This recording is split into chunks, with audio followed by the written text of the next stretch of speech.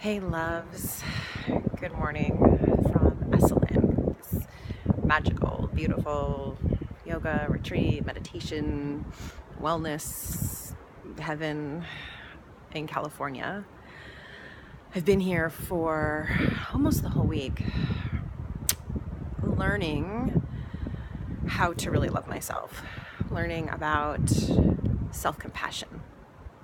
And I've thought about making a video from here all week. It's like so beautiful and you can't even see it right now because it's like 5 in the morning and I'm leaving and you can see the moon behind me and you can't even see the ocean. I don't know if you can hear it.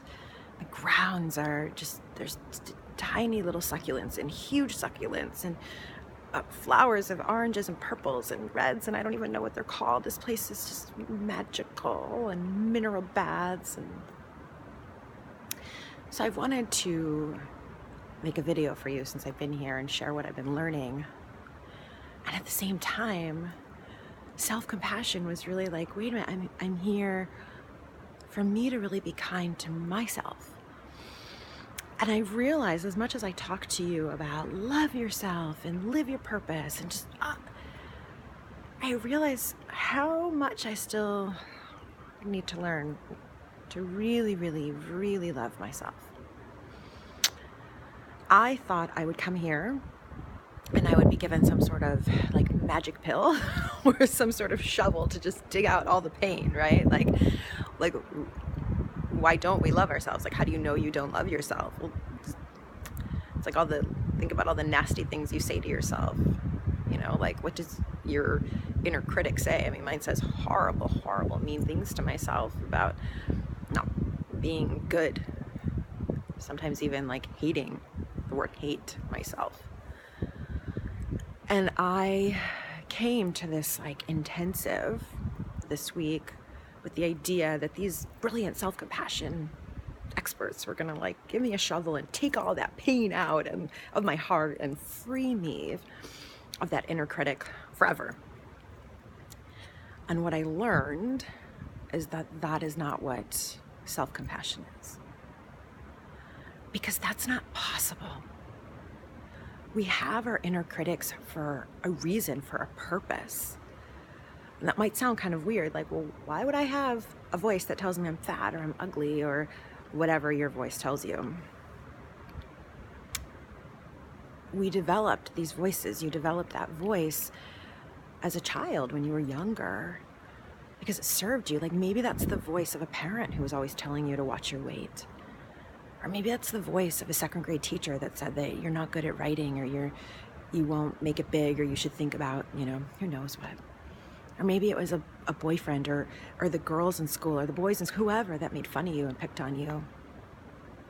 Or maybe there was like no direct kind of shaming at you, but you learned as a child that in order to like get along in your household with your family and school or in your community, you just learned that you better like be small. You shouldn't like speak up and be big.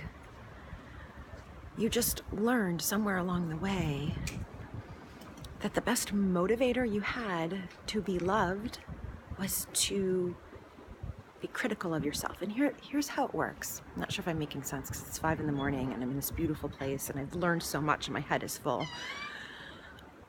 We at our core humanness, we all just want to be loved, right? Like, that's it. Underneath everything. So some say that kind of the common denominator, the common human experience is suffering. And I've often said that. And what's underneath the suffering though is like we only suffer because we so badly want to be loved and accepted and understood and heard and like really loved for who we are. We're desperate to be loved from the time we're babies, and all sorts of like scientific experiments show this. That anything that we are afraid will make us not loved, we develop an inner critic around. So if you were afraid that your body didn't look like the other girls' bodies in middle school, you developed an inner critic saying you were fat to try to keep you thin so you could be loved like those girls. Or if in your family of origin there were really loud personalities then maybe you learned that your inner critic said, just be quiet in order to be loved.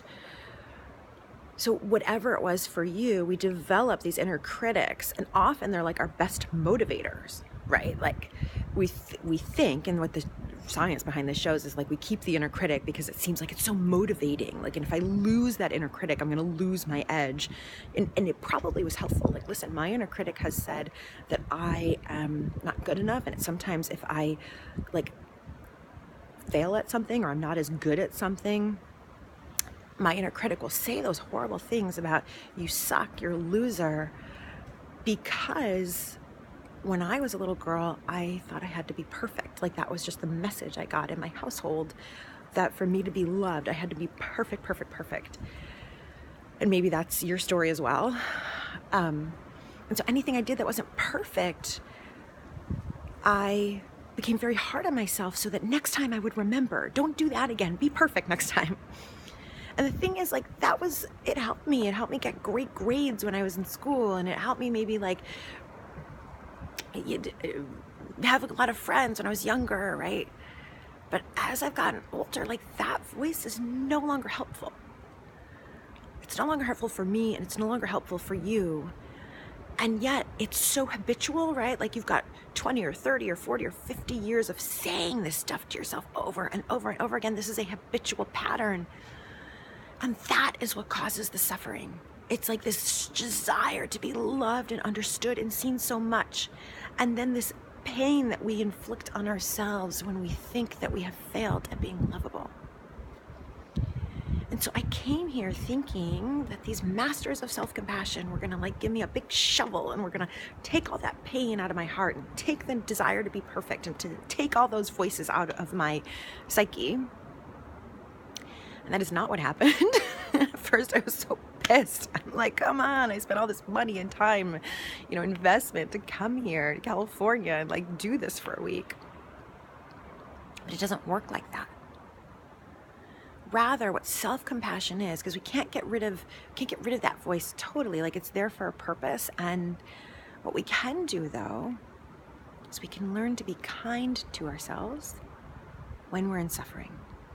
Right? In other words, another way to think about it is like, I can't prevent suffering from happening in your life or mine. Like think about all the external suffering too, right? Like someone unfortunately will be sick in your life, or you'll experience loss, or you'll lose a job, or someone you love. I mean, there's like shit, there's tragedy, and there's trauma, and there's hard shit.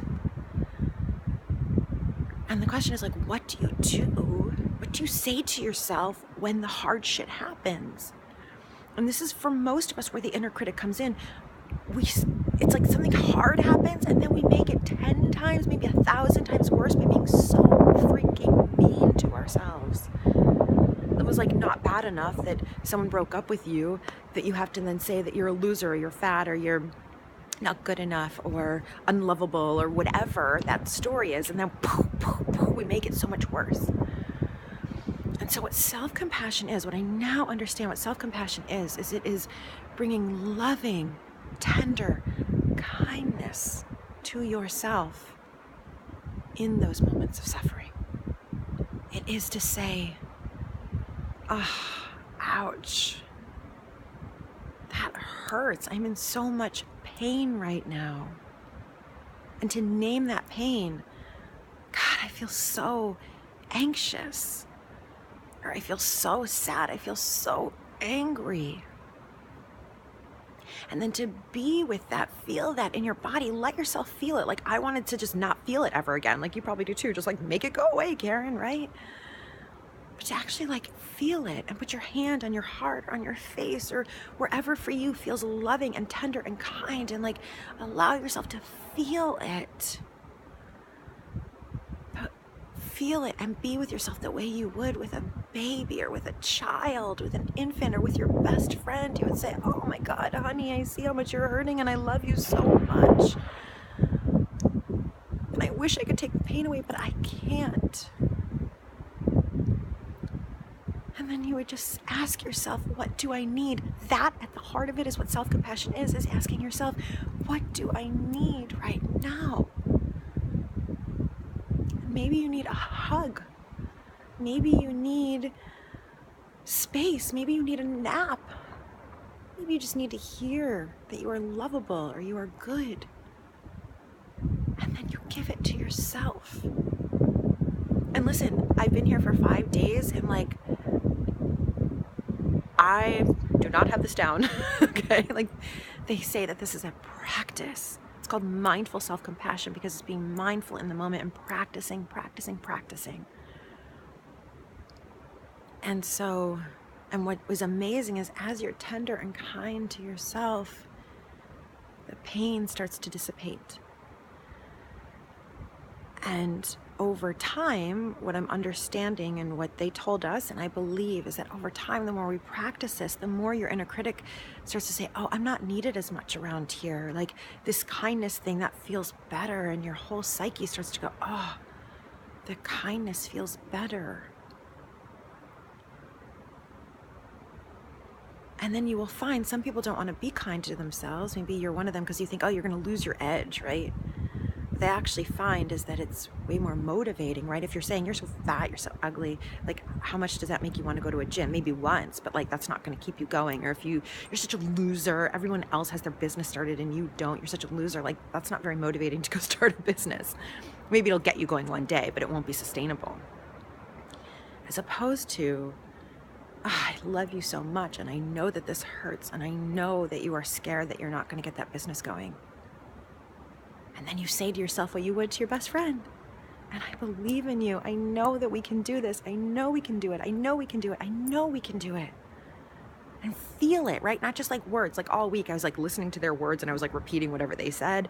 And like something this morning I woke up at like, I don't know, 4 or something and it like clicked. Like my words to myself. I know we can do it and we're going to be okay. And I'm here for you and I love you and I will be with you through the pain. So it's kind of like if you had a child that came home and got a bad grade, would you be like, you're such a loser, you suck? Or would you hug them and say, it sucks, it hurts, and I believe in you, and what can we do? How can I help? Like, what can we do? And that's what you hopefully would do with a child. That's what you want to do with yourself. And that's what makes self-compassion so much more motivating.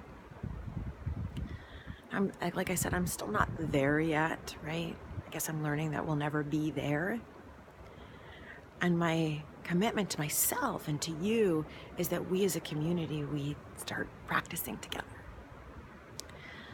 So I'm going to head off now to the airport to go teach about relationships in Miami. But I just wanted to share this one bit of beauty, one bit of grace from Esalen. Sending you so much love, so much self-compassion, so much tender kindness, tender, kind, loving presence for yourself. Bye, love. Bye for now.